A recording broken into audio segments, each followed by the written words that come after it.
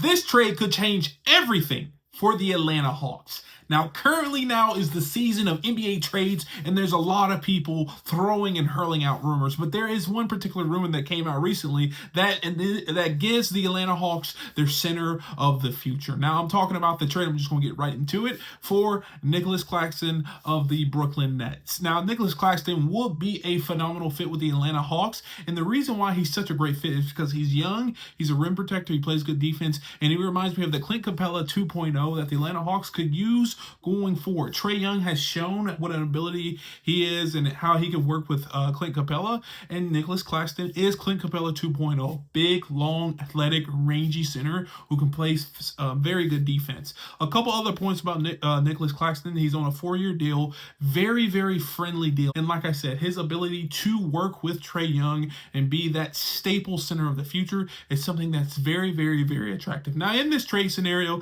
there is a 3-team trade. It is a big trade, but if the Atlanta Hawks are able to pull this off, this could be something that changes the trajectory of this roster forever. Now, in the trade, I'm going to show you on the screen right now. The Atlanta Hawks will receive Nic Claxton,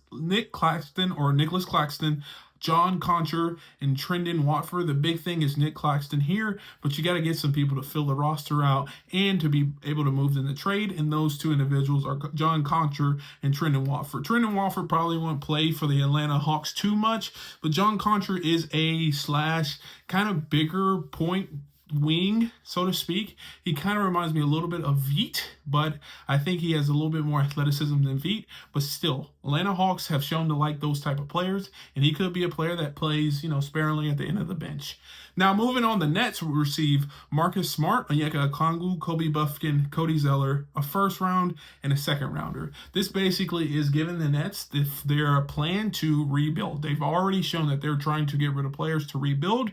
This gives the Nets not only a first rounder, but a second rounder, but also a really good big in Onyeka Okongwu and a guard and Kobe Buffkin. Now, there's going to be a lot of people in the comments say, why are you getting rid of Kobe Buffkin? And to that, I would say Kobe Buffkin is great when he's on the court.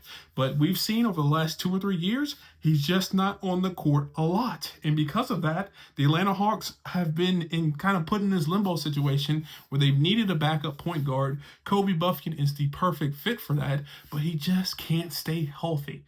And because of that, I think it's time. Once again, I'm a big fan of Kobe Buffkin, but if we're able to get Nic Claxton, a guy that we can help our team in the future, I think it will be okay to get rid of Kobe Buffkin and really invest in the future in a backup point guard. And then, like I said, Cody Zeller, who knows where he is, who knows what planet he's on, but he would just be throwing in for the money. And like I said, the Brooklyn Nets, we get a first and second round. Now, in regards to the Grizzlies, what do the Grizzlies get? They get Cam Johnson and Larry Nance Jr., both rangy shooters that they need to pair along with Ja Morant. We've seen them kind of invest in their big and Zach Edey. Now it's time for them to get a little bit more shooting. They have Desmond Bane. Jaren Jackson is on and off. They need more shooters, a la Cameron Johnson and Larry Nance Jr. And I think that this trade fits all 3 teams. There's probably going to be people in the comments saying, why are we getting rid of Onyeka and Kobe Buffkin?